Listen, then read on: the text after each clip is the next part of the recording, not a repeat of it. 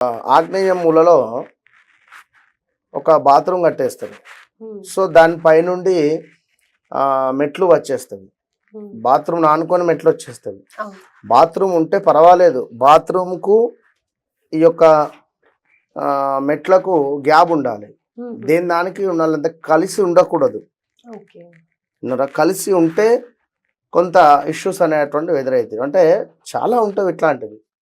కనుక మనకు opportunities, golden opportunities అనేటువంటివి కావాలి అని అనుకునేటువంటి సందర్భాలలో మనం ఇల్లుతో పాటుగా మన జాతకాన్ని కూడా ఖచ్చితంగా చూసుకునేటువంటి పరిస్థితి ఉంటుంది. ఎందుకంటే గురు బలం అనేటువంటిది ఖచ్చితంగా కావాలి.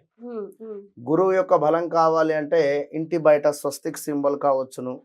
లైక్ కొందరు చెప్తూ ఉంటారు ఓం మాని పద్మేహం అనేటువంటి స్టిక్కర్ వేసుకోండి అనేటువంటిది కానీ, లేదా గణపతికి సంబంధించినటువంటి స్టిక్కర్ వేసుకుంటూ ఉంటారు.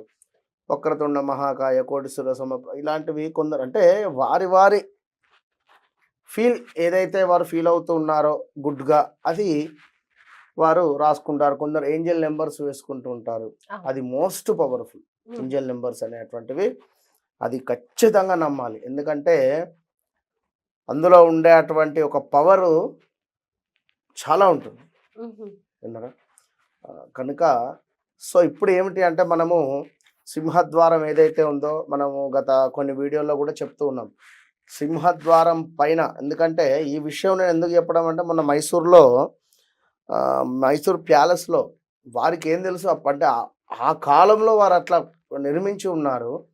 ఆ మైసూర్ ప్యాలెస్ ప్రతి డోర్ మన చౌకటు, అది మన కడప అంటారు కదా, అది దానిపైన 2 ఏనుగు బొమ్మలు, ఏనుగు ఇట్లా అభిషేకం చేస్తున్నటువంటి ఏనుగు బొమ్మలు, లక్ష్మీదేవి అమ్మవారు కూర్చొని ఉంటుంది. అరే నేను మిరాకిల్ ఎప్పుడో కొన్ని ఏండ్ల క్రితంది మైసూర్ ప్యాలెస్ లో మైసూర్ మహారాజు గారు పెట్టుకున్నారు.